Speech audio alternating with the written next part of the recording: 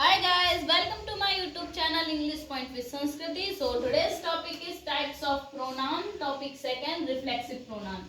तो reflexive pronoun का first point है प्रोनाउन के अंत में सेल्फ या सेल्फ जोड़कर उसे अनरिफ्लेक्सिव प्रोनाउन में बनाते हैं, यानी कि बदलते हैं। जब प्रोनाउन के लास्ट में सेल्फ या सेल्फ लगा होगा तब वह अनरिफ्लेक्सिव प्रोनाउन बनेगा। सेकंड पॉइंट, सिंगुलर प्रोनाउन में सेल्फ तथा प्लूरल प्रोनाउन में सेल्फ जोड़ा जाता है। सिंगुलर प्रोनाउन में एफ, लास्ट में सेल्फ यानी कि लास्ट में एफ लगा है, तो जब हम इसको प्लूरल प्रोनाउन में चेंज करेंगे तो हम एफ को हटा करके वीईएस कर देंगे।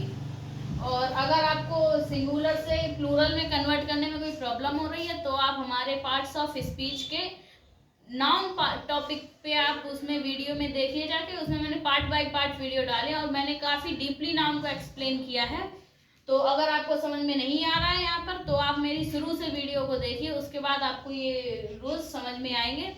और अगर आपको कहीं पर भी कोई परेशानी हो रही है तो आप कमेंट बॉक्स में करके बता सकते हैं। So come on our topic.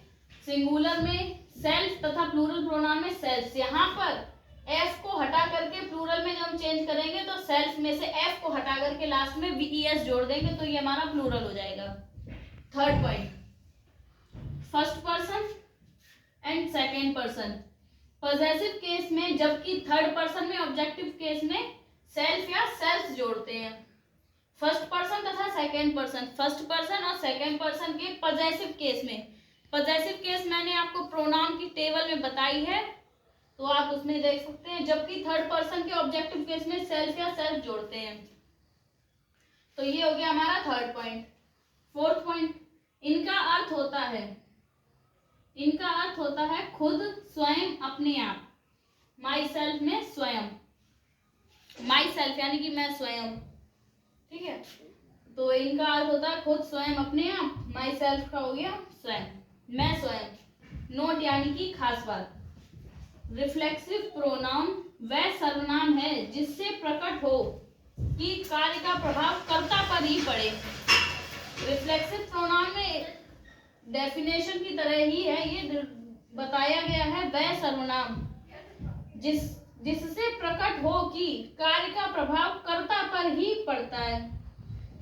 सर्वनाम में जो सब्जेक्ट होता है, रिफ्लेक्सिव प्रोनाउन में सब्जेक्ट पे जो एग्जाम्पल में जो सब्जेक्ट होगा, टेंस वाक्य में जो सब्जेक्ट होगा, रिफ्लेक्सिव प्रोनाउन का जितना भी प्रभाव होगा वो सब्जेक्ट पर होगा, एग्जाम्पल के सब्जेक्ट पर। तो रिफ्लेक्सिव प्रोनाउन वह सर्वनाम है जिससे प्रकट हो कि कार्य का प्रभाव कर्ता यानी कि सब्जेक्ट पर ही पड़ता है। कार्य का प्रभाव सब्जेक्ट पर पड़ता है, रिफ्लेक्सिव प्रोनाउन में पड़ता है, किसी अन्य व्यक्ति पर नहीं। अगर उसमें सब्जेक्ट अगर किसी का नाम में अगर सब्जेक्ट दिया गया है या कुछ भी दिया गया है तो उसमें, और अगर ऑब्जेक्ट में भी किसी का नाम दिया गया है तो रिफ्लेक्सिव प्रोनाउन में ऑब्जेक्ट पर नहीं सब्जेक्ट पर प्रभाव पड़ेगा। एग्जाम्पल में हम देखते हैं, the old man hanged himself. बूढ़े व्यक्ति ने स्वयं को फांसी लगा ली। तो इसमें करता है हमारा बूढ़ा व्यक्ति।